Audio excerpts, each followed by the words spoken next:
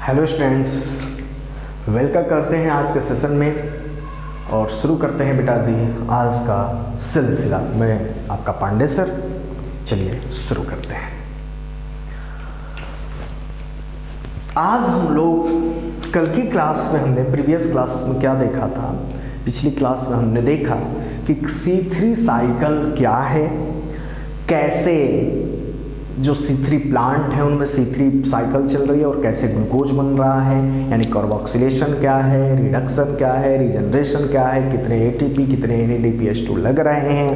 फिर हमने देखा कि C3 प्लांट की एक बहुत बड़ी प्रॉब्लम है फोटो रेस्पिरेशन का, यानी बार बार C3 प्लांट को फोटो रेस्पिरेशन से होकर गुजरना पड़ रहा है और फोटो रेस्पिरेशन एक हार्मफुल प्रोसेस है। बस ये चलता इसलिए है कि ग्लाइकोलिक एसिड का जो 2 कार्बन है उसको किसी भी तरीके से बाहर रिलीज कर दिया जाए ताकि दूसरे प्लांट एब्जॉर्ब कर सके।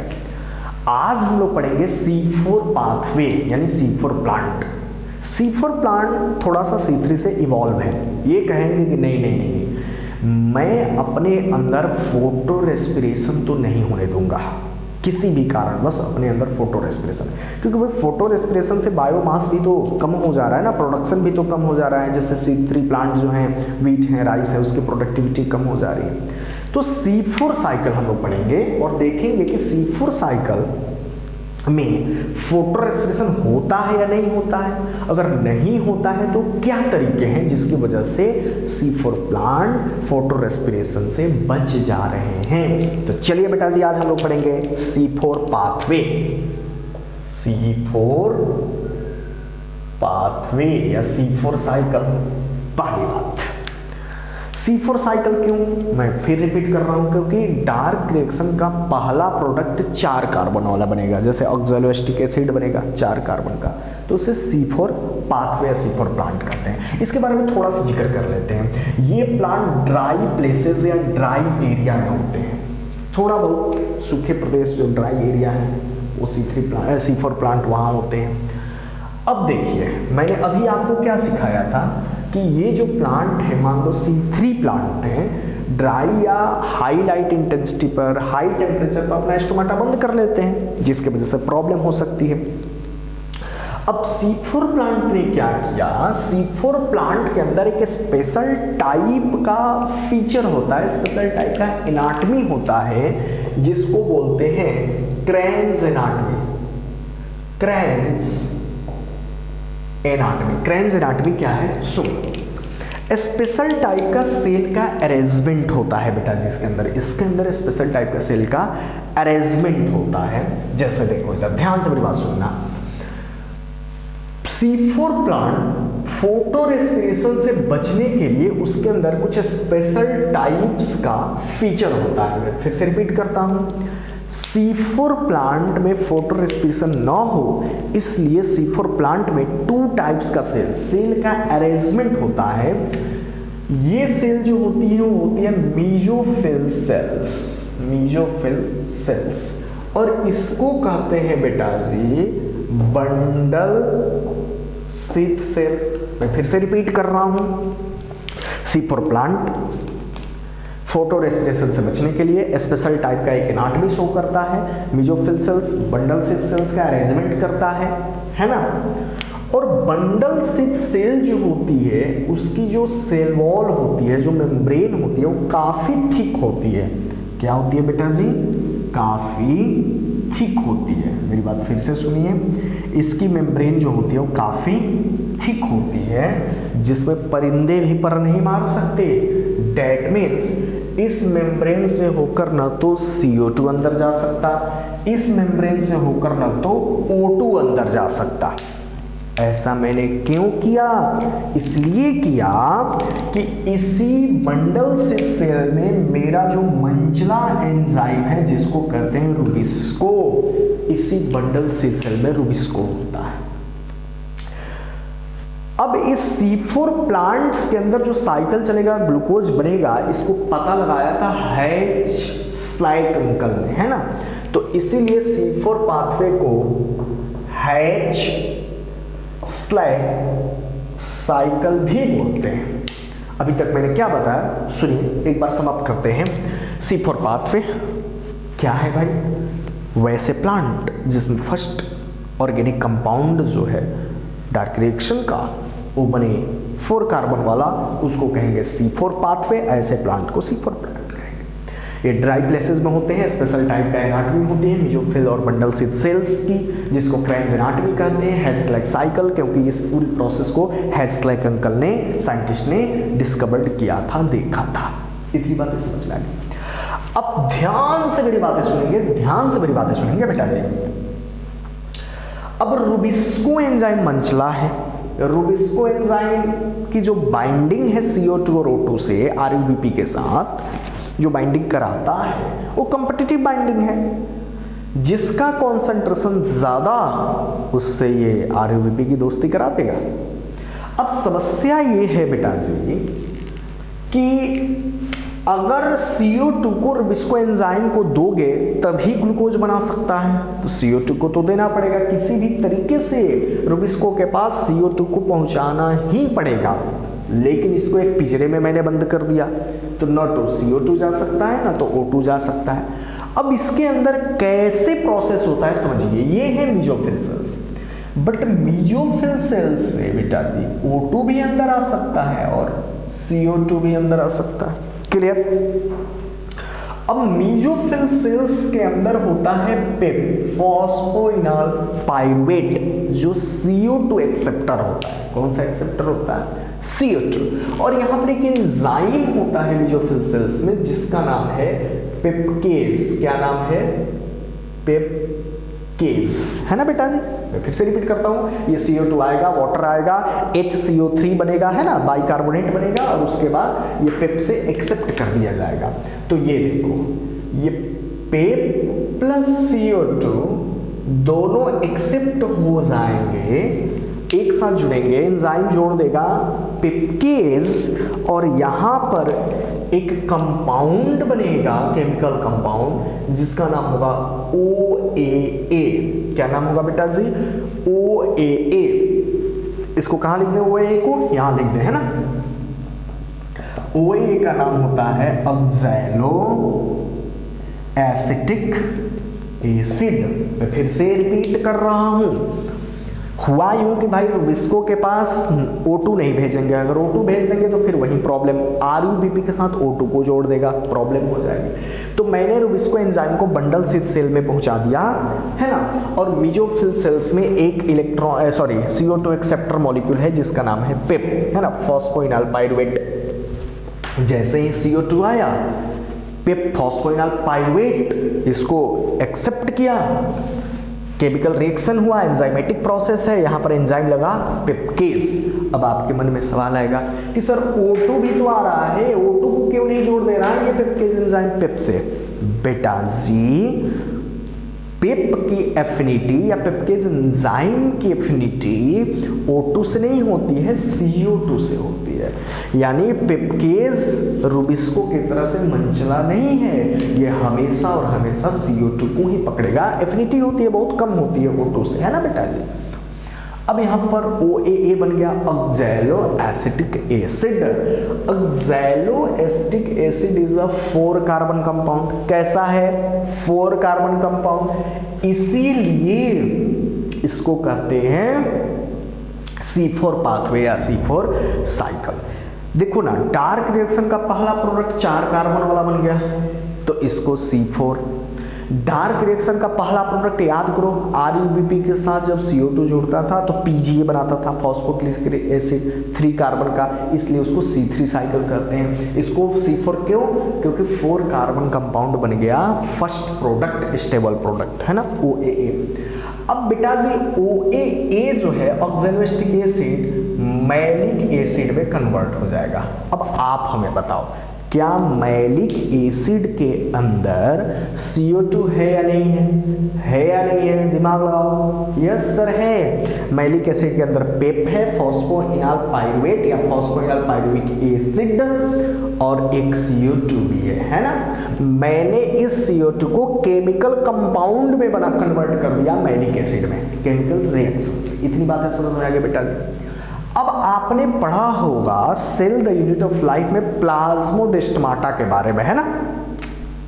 प्लाज्मोडेस्माटा क्या है, मैं कहाँ बना दूँ, मान लो ये प्लांट सेल्स हैं, है ना, मान लो ये प्लांट सेल्स 1 हैं 2 3 4 ये सब ABCD है ना। तो हर प्लांट सेल के बाहर एक्चुअली सेल वॉल होती है जो काफ़ी रिजिड होती है। तो होता क्या है, प्लांट सेल में A से B या B से C में कोई कम्युनिकेशन करना है तो यहाँ पर एक प्रोटोप्लाज्म का फाइन एक्सटेंशन होता है, एक थ्रेड लाइक स्ट्रक्चर होता है जो हर प्लांट सेल को एक दूसरे से जोड़ता है, उसी को बोलते हैं प्लाज्मोडेस्माटा। यानी plasmodesmata is a fine protoplasmic connection in between adjacent plant cell. Adjacent plant cell के बीच में प्रोटोप्लाज्म का कनेक्शन होता है जिसको प्लाज्मोडेस्माटा कहते हैं। तो ये भी एक प्लांट सेल का मेसोफिल सेल्स, ये बंडल सेल्स है ना। तो इसमें देखो क्या होगा, इसमें भी प्लाज्मोडेस्माटा होगा और इस प्लाज्मोडेस्माटा से ही कोई केमिकल, कोई मॉलिक्यूल अंदर बाहर आते भी जाते हैं। तो ऐसे समझो मेसोफिल सेल्स और बंडल सेल्स में एक गुप्त दरवाजा है ना, एक होल है, प्लाज्मोडेस्माटा है। इसी प्लाज्मोडेस्माटा के थ्रू बेटा जी आ जाएगा, इसी प्लाज्मोडेस्माटा के थ्रू मैलिक एसिड इंटर कर जाएगा बंडल सेल में। देखो ना बेटा जी, हमें CO2 को किसी भी तरीके से रुबिस्को के पास भेजना है, नहीं तो मेरा ग्लूकोज नहीं बन पाएगा, केल्विन साइकिल नहीं चल पाएगी। तो मैं CO2 को तो डायरेक्ट भेज नहीं सकता क्योंकि ये इम्परमिएबल है। मैंने CO2 को केमिकल कंपाउंड बनाकर बंडल सेल में भेज दिया और जैसे ही बंडल सेल में मैलिक एसिड जाता है बेटा जी, ये टूट जाता है। देखो यहाँ पर अगर मैं मैलिक एसिड रुबिस्को को अभी रफ करता हूँ है ना, ये देखो मैलिक एसिड गया यहाँ, मैलिक एसिड, जैसे ही मैलिक एसिड जाएगा ये टूट जाएगा मैलिक एसिड, एक बन जाएगा पेप है ना सॉरी, एक बन जाएगा पेप और एक बन जाएगा यहां पर CO2। पेप जो है बेटा जी फिर ऊपर चला जाएगा, इसको रीजनरेट कर देगा फॉस्फोइनाइल पाइरुवेट को। और ये देखो मैंने चालाकी से CO2 को अंदर भेज दिया जहां पर बैठा हुआ था रुबिस्को एंजाइम। कौन बैठा हुआ था, रुबिस्को एंजाइम।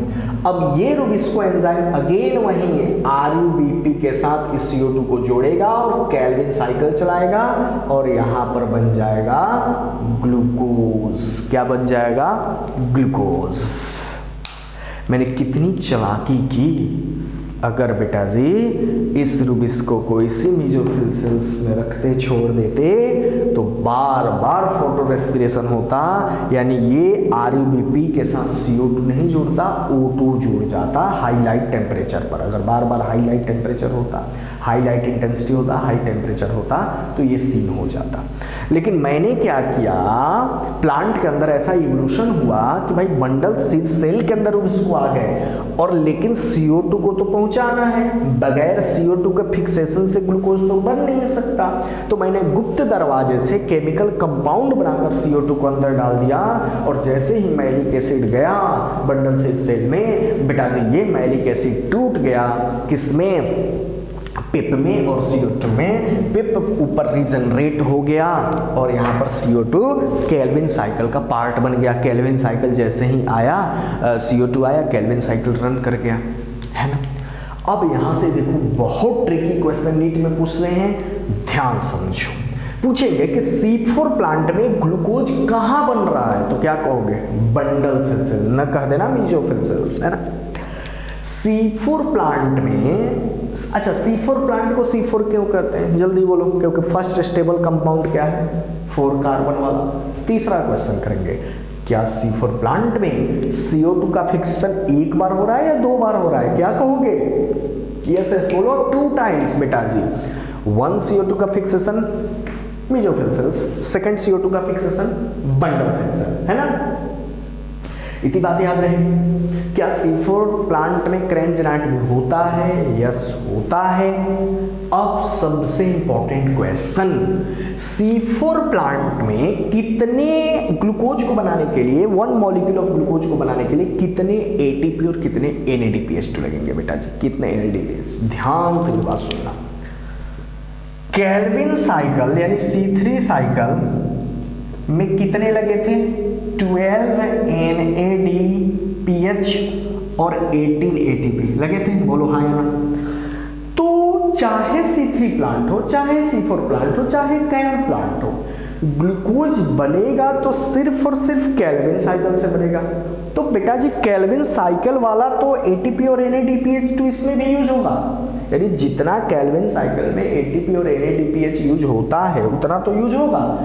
बट जब पेपो जा करके फॉस्फोइनल पाइरुवेट रीजनरेट कर रहा है बेटा जी, तो यहां पर 2 ATP खर्च करना पड़ रहा है। यानी एक मॉलिक्यूल CO2 जब आएगा तो यहां पर 2 ATP और एक्स्ट्रा लगेगा, तो 6 CO2 आ रहा है। तो यहां पर 6 CO2 को केल्विन साइकिल में, यहां पर C4 साइकिल में लाने के लिए यहां पर 12 ATP और एक्स्ट्रा दोगे, है ना? अरे ये तो दे ही रहे हो केल्विन साइकिल में, 12 NADPH और 18 ATP तो दे ही रहे हो। C4 साइकिल में भी तो आप इसको रीजनरेट करने में दे रहे हो, तो एक को रीजनरेट करने में 2, तो 6 CO2 आएंगे, यानी 6 बार आपको पेप रीजनरेट करना पड़ेगा। यानी और एक्स्ट्रा आपने C4 में कितना ATP दिया? 12। कितना दिया? 12 ATP। तो बेटा जी C4 प्लांट्स में 18 ATP प्लस 12 ATP और एक्स्ट्रा लग जाएंगे, तो कितने होंगे? 30 ATP। तो कहां लिखते हैं? यहां पर लिख देते हैं। कितने लग गए? 30 ATP and 12 NADPH reducing power. इतना दोगे C4 प्लांट में तब जाकर के 1 मॉलिक्यूल ऑफ ग्लूकोज बनेगा। इतनी बातें समझ में आ गई? इतनी बातें समझ में आ गई कि C4 प्लांट का सीन क्या है। एक बार मैं फिर से समझाता हूं। C4 प्लांट ड्राई प्लेसेस में होते हैं। स्पेशल टाइप का एनाटमी होता है जिसको हम क्रेंज एनाटमी बोलते हैं। इसमें मेसोफिल सेल्स और बंडल सेल्स का अरेंजमेंट ऐसा होता है बेटा जी। अच्छा, कुछ स्टूडेंट के मन में ये आ रहा होगा कि सर इसमें तो मान लो लाइट रिएक्शन चल रही है मेसोफिल सेल्स में, रुबिस्को को आप छुपाए हो ऑक्सीजन से बचाने के लिए बंडल सेल में, तो क्या बंडल सेल के क्लोरोप्लास्ट में अगर लाइट रिएक्शन चलने लगे तो इस बंडल सेल के अंदर भी तो O2 प्रोड्यूस होगा, और जब O2 प्रोड्यूस होगा तो क्या होगा? रुबिस्को एंजाइम इसी बंडल सेल के अंदर ही तो है, तो जिस डर से छुपाए थे वो तो डर हो ही गया, O2 आ जाएगा। रुबिस्को एंजाइम से एफिनिटी इसकी भी है, तो प्रॉब्लम हो जाएगा। अब बेटा जी इस बात का जवाब सुनिए। मैं फिर से क्या क्वेश्चन है, फिर से मैं रिपीट करता हूं। मेसोफिल सेल्स में लाइट रिएक्शन तो होगा, O2 बनेगा, लेकिन O2 को पेप भाव नहीं देता है, मतलब पेप से दोस्ती नहीं कर सकता।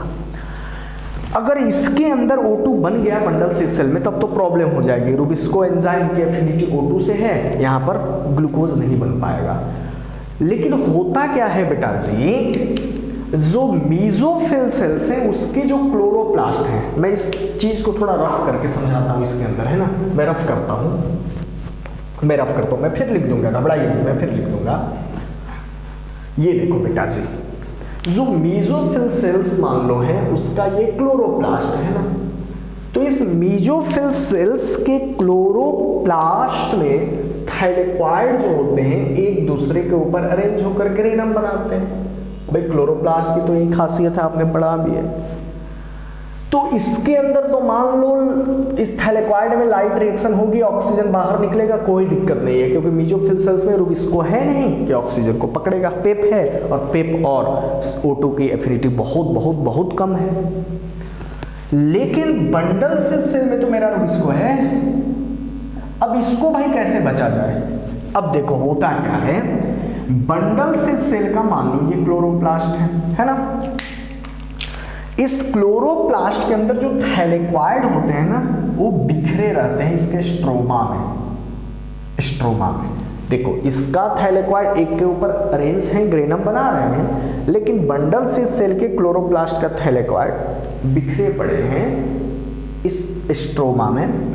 जब क्लोरोप्लास्ट एक के ऊपर एक एग्रीगेट नहीं होकर ग्रेनम नहीं बनाएंगे तब तक फोटोलिसिस ऑफ वाटर नहीं हो सकता, मतलब तब तक ऑक्सीजन बाहर नहीं निकल सकता। देखो यहाँ अरेंज है तब ऑक्सीजन बाहर निकला है, यहाँ अरेंज नहीं है थैलेक्वाइड, ऑक्सीजन बाहर नहीं निकला है। तो इसीलिए बेटा जी यहाँ पर बंडल सिस सेल में ऑक्सीजन बाहर नहीं निकलता है और रुबिस्को एंजाइम से इस ऑक्सीजन को, यानी इस रुबिस्को एंजाइम को ऑक्सीजन से हम लोग बचा लेते हैं। इसी डर से, तो ऑक्सीजन के डर से ही तो रुबिस्को एंजाइम को केज में, पिंजरे में बंद किए हैं बेटा जी, ताकि ऑक्सीजन आ ना सके रुबिस्को एंजाइम के पास। और लेकिन CO2 को तो आना पड़ेगा, तभी तो केल्विन साइकिल चलेगी। CO2 आएगा, रुबिस्को एंजाइम RUBP के साथ जोड़ेगा, PGA बनेगा, फॉस्फोग्लिसरॉल्डिहाइड बनेगा, ग्लूकोज बनेगा, फिर रीजनरेट हो जाएगा RUBP। लेकिन डायरेक्ट तो CO2 को भेज नहीं सकते क्योंकि ये इम्परमिएबल है, ना तो CO2 ला सकता है ना तो O2 आ सकता है इसके अंदर। समझ में आ रहा है नहीं आ रहा है? मैंने क्या किया, चालाकी से केमिकल कंपाउंड बना करके इस CO2 को बंडल सिस सेल में डाल दिया, और बंडल सिस सेल में इस चालाकी से इसको जब मैंने डाला बेटा जी तो क्या हुआ, झट से केल्विन साइकिल रन कर गई। इतनी बातें समझ में आ गई, इतनी बातें समझ में आ गई। तो C3 और C4 साइकिल हमने आज पढ़ा। तो C4 साइकिल में स्पेशल टाइप का क्रेंज एनाटॉमी। अब आप कहेंगे कि सर C4 साइकिल का या C4 प्लांट का एग्जांपल दो। देखो शुगर केन बेटा जी है ना, मेज है, शुगर केन है, सॉर्गम है, ये सारे जो ग्रेसेस है ना, तो सारे जो प्लांट्स हैं, ग्रेसेस जितने भी हैं, जैसे सॉर्गम है, तो इन सारे प्लांटों में होता है C4 साइकिल चलता है। आपको एक बात, बहुत बड़ी बात बता रहे हैं, आज साइंटिस्ट लोग रिसर्च कर रहे हैं कि जितने भी C3 प्लांट हैं उसको जेनेटिकली C4 प्लांट में कन्वर्ट कर दिया जाए। सोचो जरा, सारे C3 प्लांट जैसे राइस हैं, व्हीट हैं, अगर C4 प्लांट में कन्वर्ट हो गए तो क्या होगा बेटा जी? देखो क्या होगा। पहली बात, C4 प्लांट में फोटो रेस्पिरेशन नहीं होता है ना, तो अगर C4 प्लांट में सारे प्लांट कन्वर्ट हो गए तो फोटो रेस्पिरेशन नहीं होगा। अब जब फोटो रेस्पिरेशन नहीं होगा तो मेरा प्रोडक्टिविटी बहुत ज्यादा आएगा, है ना, कई गुना प्रोडक्टिविटी बढ़ जाएगा। तो साइंटिस्ट लोग लगे हैं कि कोई तो जीन होगा जो रिस्पॉन्सिबल होगा इस तरह क्रेंज एनाटॉमी के लिए, तो क्यों ना C3 प्लांट के अंदर उस जीन को इंसर्ट कर दिया जाए और ताकि C3 प्लांट C4 में कन्वर्ट हो जाए। इतनी बात समझ में आ गई, ताकि बेटा जी ये C4 अब प्लांट क्या हो गया, high temperature, high light intensity को भी टॉलरेट कर ले रहा है, क्योंकि उसके अंदर ऐसा अरेंजमेंट है कि हाई लाइट इंटेंसिटी और हाई टेम्परेचर पर ये इसके अंदर स्टोमेटा क्लोज नहीं होगा, ये बिल्कुल टॉलरेट कर लेगा इस बात को, है ना। अगर मान लो बेटा जी स्टोमेटा क्लोज भी होता है तो कोई दिक्कत नहीं है ना। यहाँ से O2 जब बनेगा लाइट रिएक्शन से O2 बाहर निकल जाएगा, यहाँ तो O2 बन नहीं रहा है बंडल सिस सेल में, इसलिए O2 की एफिनिटी रुबिस्को के साथ हो नहीं सकती, है ना। तो चलिए आज के सेशन में यही हमने समझा कि C3 क्या होते हैं और C4 साइकिल क्या होते हैं, C4 प्लांट्स क्या हैं। तो बेटा जी आज के लिए बस इतना ही। Thank you students.